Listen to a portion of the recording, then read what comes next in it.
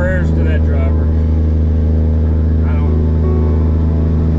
I don't see how he could have made that.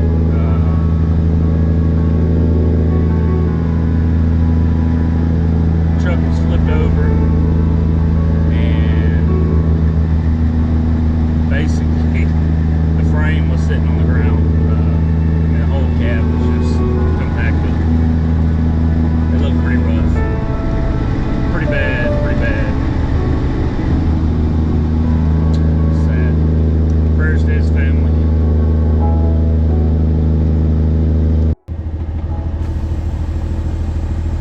Well, hello.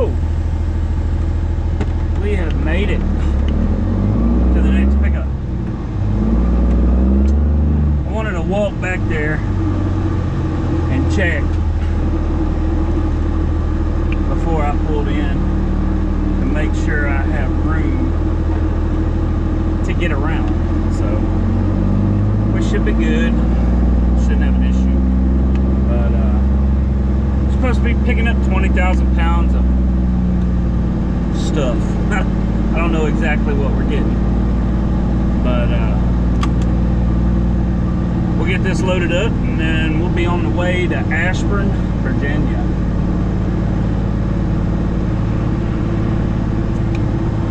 Figure out where they want me at.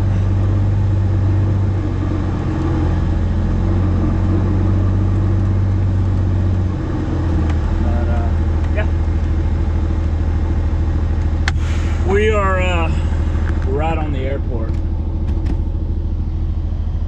Let y'all go from this camera angle. Right on the airport, or you know, little regional airport. So get to see planes fly over, land, and take off. It's pretty cool. But anyway, let's go check in and get loaded up and get on the road.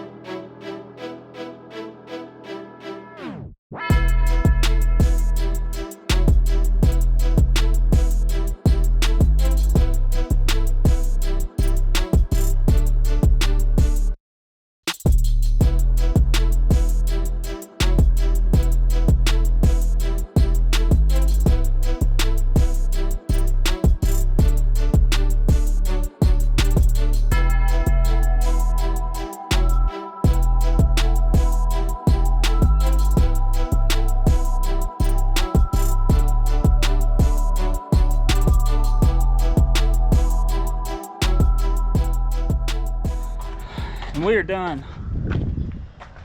Just some plastic sheeting with some metal, some type of metal, like thin galvanized aluminum stuff up there. I don't know what this is right here. I don't know if y'all can see in there. Looks like a few little pieces of pipe. And then some boxes right here, that little box. I'm a little over secured, as you can see, but with all my winches being on this side, I went ahead and threw the required amount of winch,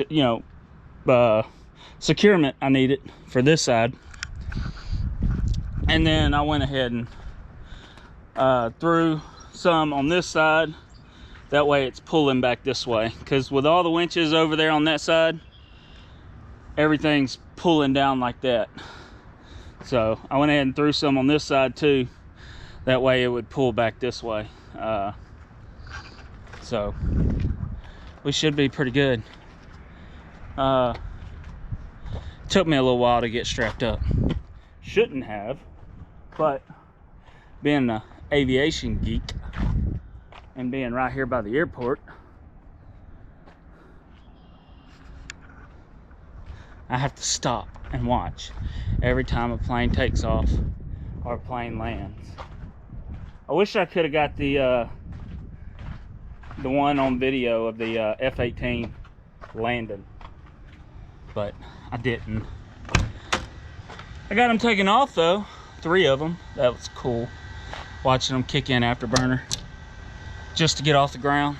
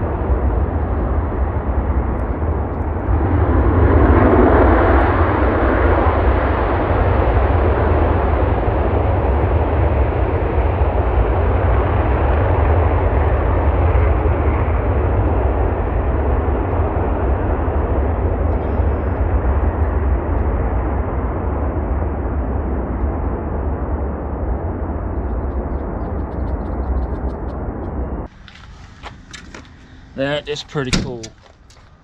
Anyway, there we are. That's it.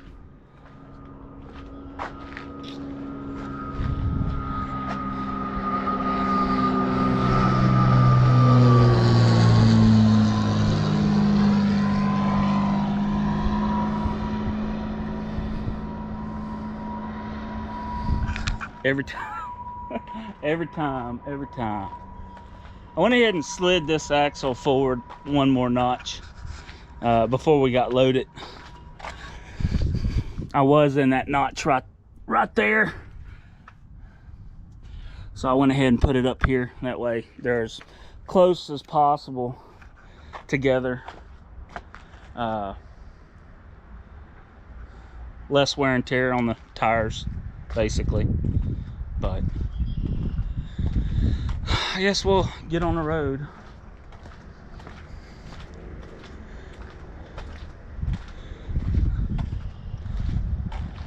I hear another plane. They're having an air show at this airport this weekend. That's not the reason all these planes are taking off and landing.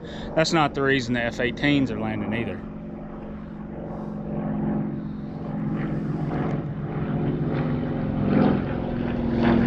That one may be getting here early for the air show though. Anyway, I'll get a video of it landing too. Might as well. We got 800 miles and 3 days to get there. I might even stay here for a while. Just sit on one of these sit on one of these pallets here and watch. This place is probably gonna be saying, hey, you need to get on the road, don't you? No, not really. That sucker's stuttering. He come in, whipped around, kind of doing his first approach, getting it lined up, whipped around. You can hear that motor as he's turning, pop, oh, pop, oh, pop. Anyway.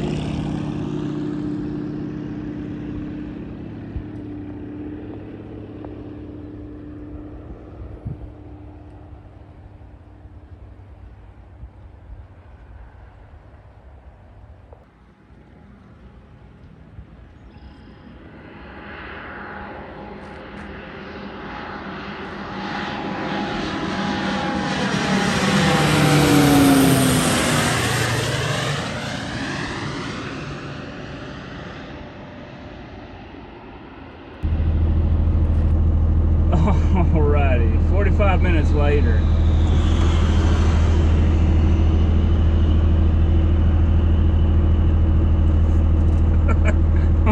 We're done. stop looking at planes. Change duty status to driving. Chesterfield, Missouri. What airport is this? Just out of curiosity. Internet's being stupid right now.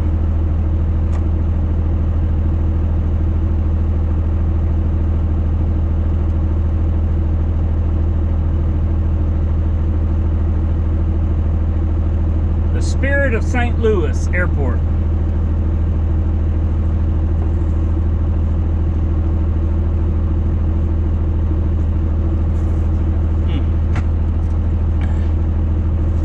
Anyway, oh, too loose. Too loose. Right there. Alright. We're leaving.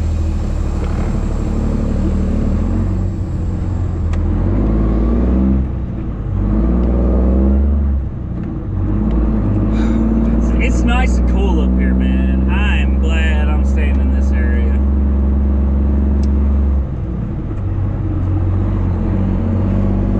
We found another load going down to Houston. I was like, nah, it's paying okay, but you know, coming out of Houston's not going to be that great. So I was like, you know what? Let's stay in the Midwest, Northeast, where it's cool.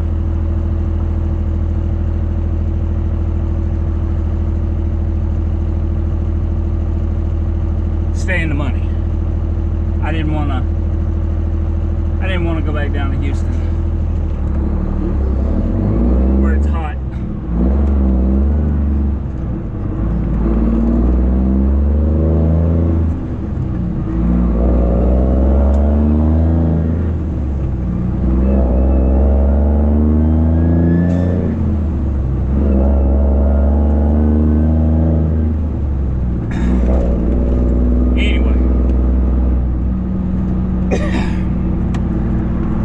Excuse me. I ought to just stay here tonight, come to the air show tomorrow, then leave out tomorrow night, tomorrow evening. Yeah, I'll get my 34 in, plus I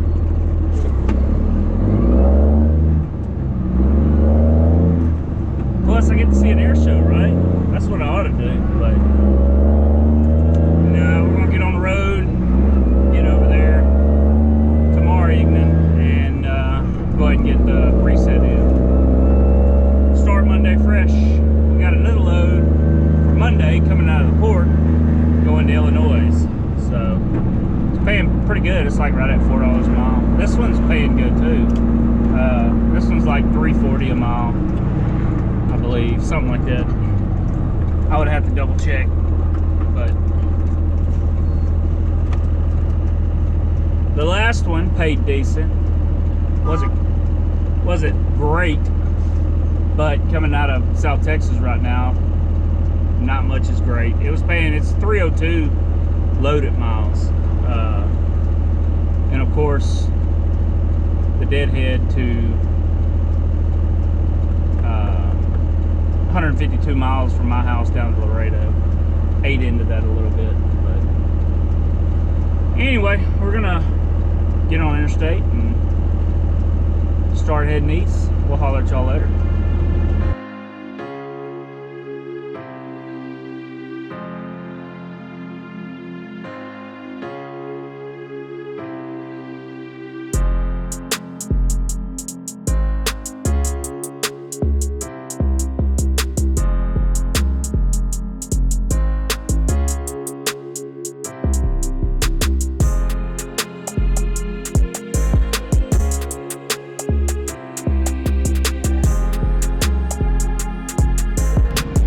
What's going on, everybody? So this has been riding fairly good for the most part, except for that back one. She's wanting to walk on me a little bit, mainly because of this box. So I got her strapped down pretty well. I got everything except for the, let's see. No, I did have one pulling that way on the other side, if y'all remember from a few clips back. But I moved everything to where it's all pulling this way. Just trying to keep it from walking off. This one, and the reason, if y'all look in here, it's got a bunch of boxes all the way down. And then on this side, it has like metal fence, the galvanized fence post.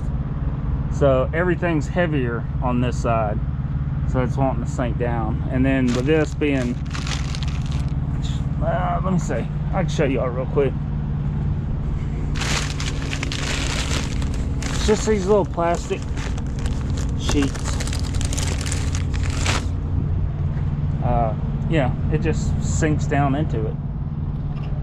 So as of now, she did that to me, oh, probably 400 miles into the trip. So I've been keeping a close eye on it, and you know, stopping about every 50 miles or so, checking the straps, tightening them a little more if I need to. All this is going to it's going to the Global Data Center in Virginia. But I am fixing to change the hub oil in this trailer. I changed it when I was home, put fresh synthetic hub oil in it, 90 weight. So I'm gonna go ahead and put some new in it, just because, you know, like I said, this trailer set for a while before I got it. So I put fresh in. I changed it twice at the house. I put fresh in, drove it around just a little bit, got back to the house, changed it again, put fresh oil in again. That way the oil I put in the first time kind of worked through the bearings and everything, and I was able to get that out. You know, if there was any crud from that old oil or anything, I could get that out and then get fresh oil in it. So being that I put I don't know, about let's see, about 1,700 miles on it, I'm gonna go ahead and put some fresh oil in it again, some 90 weight synthetic, and we should be good to go. One thing I did do yesterday evening when I got here is change the ride height on this trailer. Oh, get down on this nasty concrete. So I was looking, and my ride height was a little tall. So I pulled up Hendrickson's little deal, and it goes through how to adjust your ride height, how to measure. Basically, you go from the frame, you go from the frame to the middle of your, well, you go to the top of your axle, frame to top of the axle, however many inches that is, plus half of your axle diameter. This one's I think a 5 3/4 axle, I believe. It was something like that. So my Hendrickson's tells you to put add 2.88 inches to whatever you get from the top of the axle to the bottom of the frame. And then they have a chart that basically tells you what your ride height should be and your minimum and maximum. And then, you know, as long as you put it in that minimum maximum range, you're good. So I actually dropped the trailer down like 2 3/4 inches. There's a little plate right here that tells you, I don't know how well y'all will be able to see that. It's right here that tells you which Hendrickson suspension model you have. I think mine was a let's see, AAL 23. So you, like I said, you just go off that chart and it gives you the ride height for that. Then you adjust your leveling valves and good to go. So like I said, that gave me another 2.5 inches, or 2 3/4 inches of clearance, I guess you could say. You know, brought the trailer down 2 3/4 inches. But other than that, it's been all good. It's been a good trip. Beside that back pallet that's kind of giving me issues. So. Well, good morning. My plan didn't quite work out. I got up, left early, but I guess traffic decided to get up and leave early too. We will be pulling up right at 8 o'clock.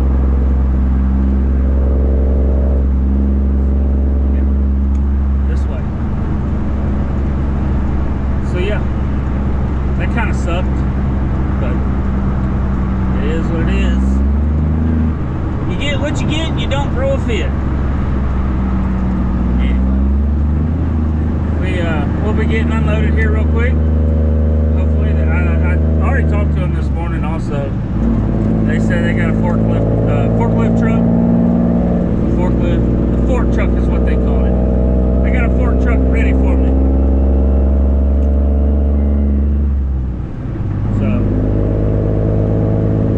Get them to put the forklift under that back pallet and hold on to it while I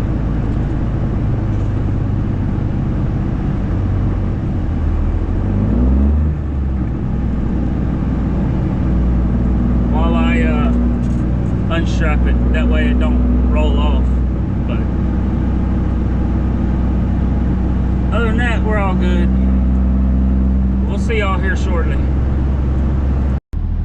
Well, we got unloaded. Obviously, when I set the camera up, I must have had it in photo mode, because I'll show you the picture here.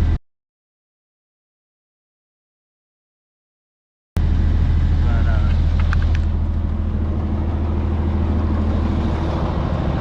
there it is. It's unloaded. For this place here.